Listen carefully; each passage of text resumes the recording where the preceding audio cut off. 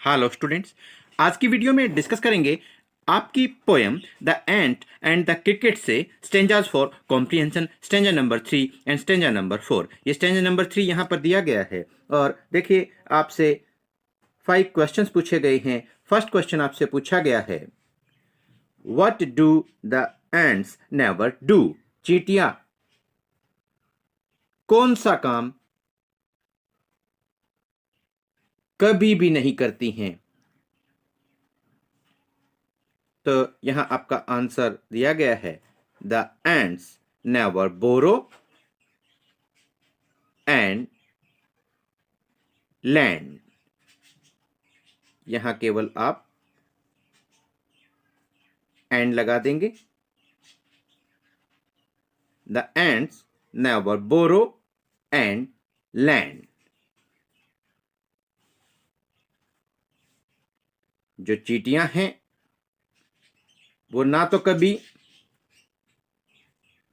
बोरो करते हैं ना कभी लैंड करते हैं। बोरो मीन्स उधार लेना, लैंड मीन्स उधार देना। तो यहां आपका आंसर हो जाएगा, the ants never borrow and lend. The ants never borrow and lend. Question है, did the cricket store anything for winter? तो यहां आपसे पूछा गया है, क्या झिंगुर ने सर्दियों के लिए कुछ स्टोर करके रखा, कुछ भंडारण करके रखा, कुछ बचा कर रखा? आपका आंसर होगा, no, he stored nothing for winter.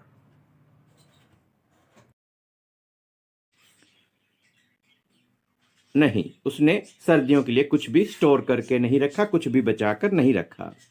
Next question है, how did the cricket spend the time when the weather was warm? जब मौसम गर्म था तो झिंगुर ने अपना समय किस प्रकार बिताया? आपका आंसर होगा, he kept singing all the time. वह पूरे समय गीत गाता रहा, वह पूरे समय गाता रहा।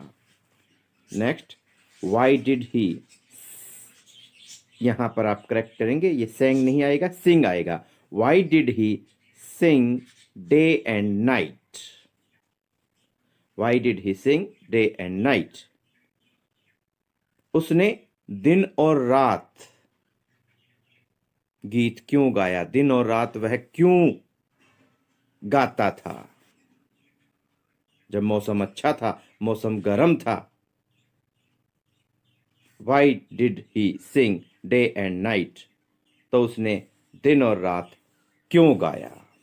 आपका आंसर होगा, he sang day and night because nature looked gay.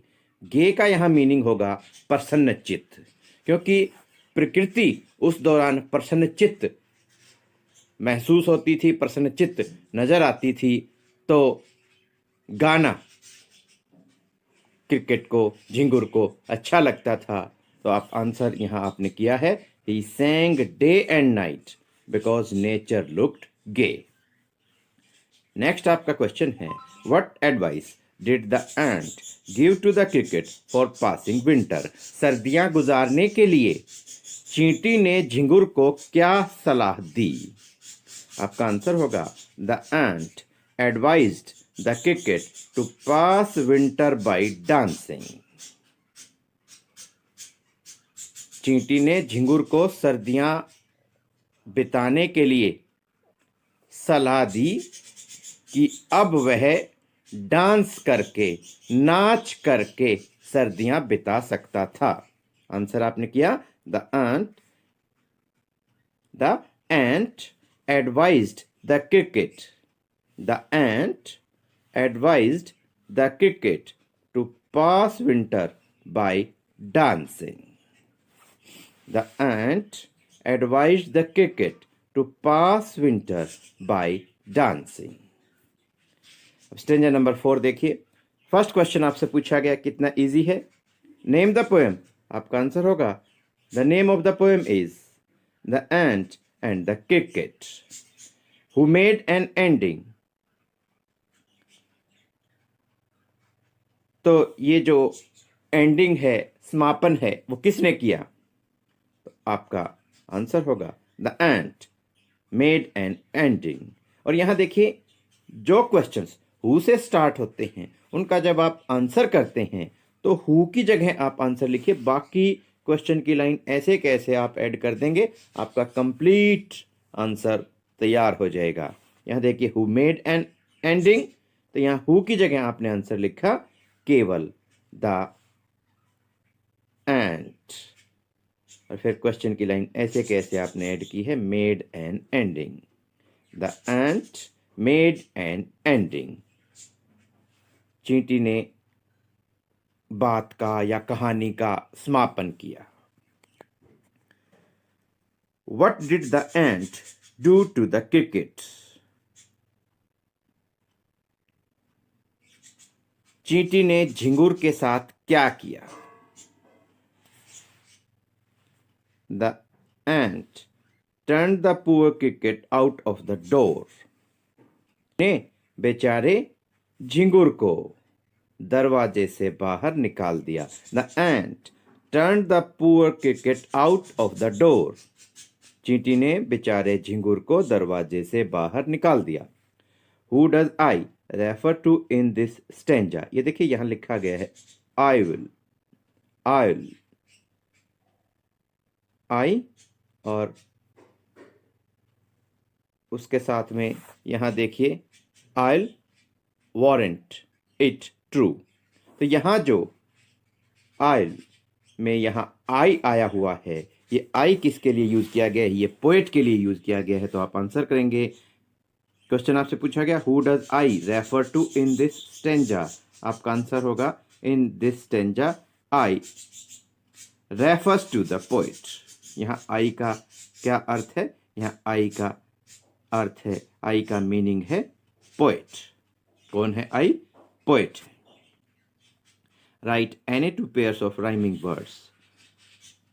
Rhyming words ऐसे वर्ड्स जिनकी आपस में लयबद्धता हो, ऐसे 2 पेयर्स आपको यहां बतलाने हैं। तो वो आपके हो जाएंगे, देखिए विकेट क्रिकेट, और सेकंड पेयर आपका हो जाएगा true too. Wicket cricket true too, ये आपका आंसर हो जाएगा। और अच्छे तरीके से समझ करके, क्योंकि कॉम्प्रिहेंशन का मीनिंग ही होता है समझ, यहां क्रैमिंग नहीं करनी है।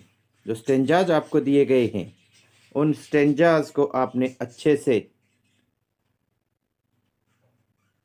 पढ़ना है और समझना है, और समझने के बाद जो ये क्वेश्चंस आपसे पूछे गए हैं उनके आपको आंसर्स करने हैं। उम्मीद करते हैं स्टेंजा नंबर 3 और 4 आपकी poem the ant and the cricket से हमने ये स्टेंजाज फॉर कॉम्प्रिहेंशन डिस्कस किए हैं, आपको समझ में आए होंगे। Thanks, have a nice day.